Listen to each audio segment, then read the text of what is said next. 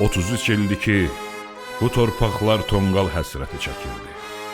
Külə dönmüş ocaqların yerində yalnız xatirələr közərildi. Dağların qoynunda isə görünməyən ruhlar səssizcə qayıdış gününü gözləyirdi. Elə bil onlar pıçıldayır. Sizə tapşırdığımız o sönük ocaqlar indi bir millətin zəfər məşəlinə çevrildi. Artıq əmanət sahibindədir. Ruhumuz isə vətəndə asudədir.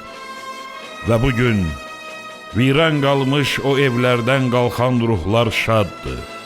Çünki yurt yenə sahibinin nəfəsini duyur. Çünki ocaq yenə yanır. Çünki Kəlbəcər yenə yaşayır.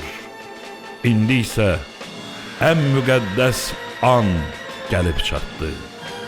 Varislik və vəhdət rəmzi olaraq Kəlbəcərin dünəni ilə sabahını birləşdiririk. Və budur, ən yaşlı sakinlərimizdən biri ilə gənc sakinimiz birlikdə irəli gələrək 33 il həsrətə son qoyan, yurdumuza əbədi bahar müjdəsi gətirən bayram tonqalımızı alovlandırırlar.